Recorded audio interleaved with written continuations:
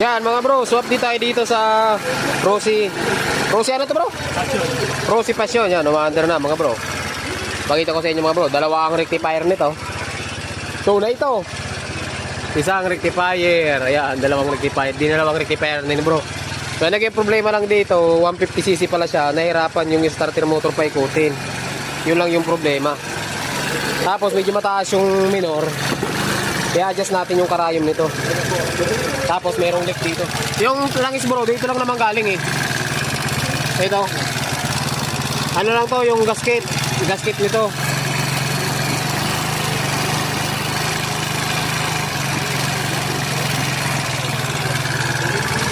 Yeah, wala naman. Yun lang naman ang problema dito, yung langis. Langis, tapos yung minor, hindi stable.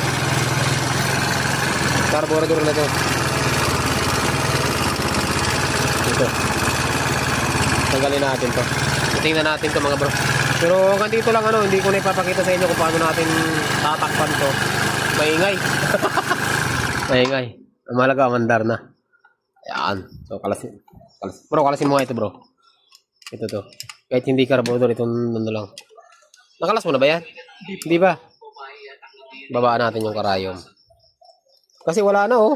Oh, hindi na magdikit yung idle oh. Ibig sabihin, wala na. Yun na yung pinaka-minor niya. Ganun ka.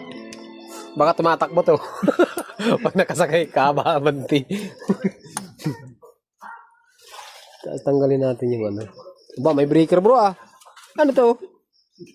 Ano nga ito bro? Connection. Adapter.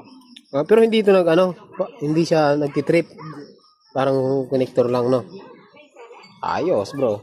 Tunay ka na pala talaga bro.